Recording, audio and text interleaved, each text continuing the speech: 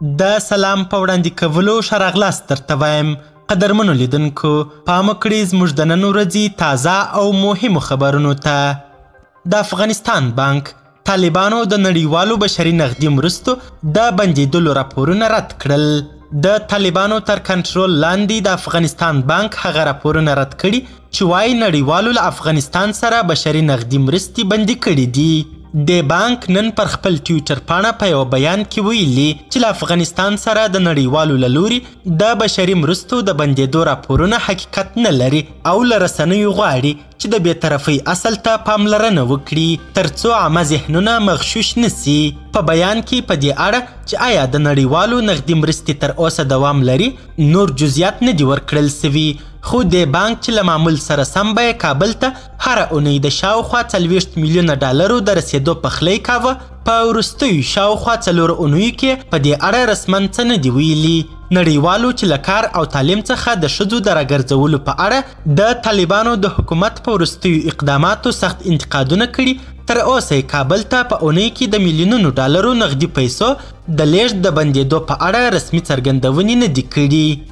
ښځینه زده کړې پوتیزل د طالبانو د امر بالمعروف وزیر ته وایي د ښځو په تعلیم او کار بندیزونه لرې کړي. په افغانستان کې د یونما مرستیال مارکس پوتیزل د طالبانو د حکومت د امر بالمعروف له وزیر محمد خالد حنیفي سره لیدلي او له هغه یې غوښتي چې په افغانستان کې د ښځو پر کار او تعلیم باندې د دغې ډلې لګول سوي بندیزونه لرې کړي. یونما نن یکشنبه د جنوري 8 پر خپل ټویټر پاڼه لیکلی دي چې پر ښځو باندې د طالبانو تبعیضي بندیزونه افغانانو ته د حیاتي مرستو د رسولو مخه نیولې ده چې د افغانستان اقتصاد ته به لوی ګزار وي.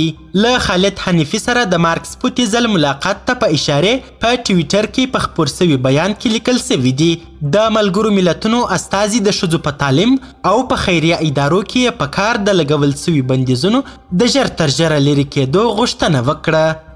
بدخشان د بدخشان د سرو زرو کان کې ایثار کان کیندونکي وژغورل سول. د بدخشان ځایي چارواکو ویلي چې د سرو زرو په یوه کان کې بند پاتې 2 کان کیندونکي یې ژغورلي. د بدخشان د اطلاعات او فرهنګ رئیس معزالدین احمدي وایي دغه کسان د یاوان ولسوالۍ د خیر آباد کلي د سرو زرو کان کې بند پاتې وو. سرچینې زیاتوي چې دغه کان کیندونکي د ژغورنې ټیم له پرلپسې 18 ساعتونو هڅو وروسته ژوندي وژغورل سول. هغه زیاتوي چې ژغورل سوي کسان د درملنې په موخه د یاد ولایت په مرکز فیض آباد کې ولایتي روغتون ته لیږدول سوي دي.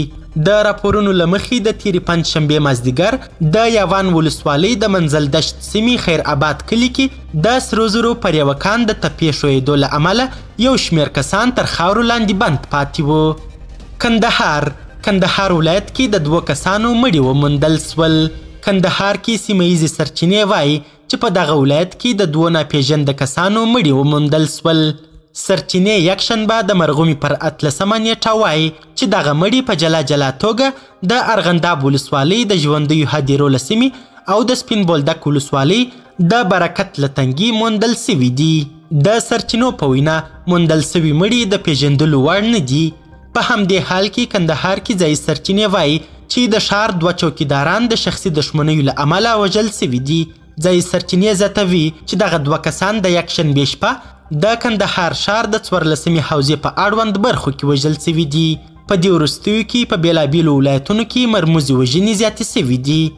ملا عبدالغني برادر د ریاست الوزرا اقتصادي معاونیت دفتر پر ټویټر لیکلي ملا عبدالغني برادر د مصر، سودان او فلسطین له یو شمېر علماو سره وکتل او له هغوی یې غوښتنه وکړه چې خپلو ولسونو او د نړۍ مسلمانانو ته د افغانستان د اوسني وضعیت، نظام او افغان ولس واقعي ترجماني وکړي. د پوهنې وزارت پرون شنبه د دې وزارت د مرکزي څانګو له کارکوونکو د دیني علومو ازموینه واخیستله. د پوهنې وزارت د دعوت او ارشاد رئیس مولوي عبدالحی وایي له دې ارزونې څخه یې موخه له اسلامي احکامو او اصولو سره د کارکوونکو پوره اشنا کول دي. قدرمنو لیدونکو، د ویډیو له کتلو مو نړۍ مننه. د لا زیاتو او نورو لحظه پر لحظه خبري مطالبو لپاره زموږ همدغه مشال پریس یوټیوب چینل سبسکرایب کړئ. تر بیا او بلې ویډیو ښه وخت ښې چارې. د الله په امان.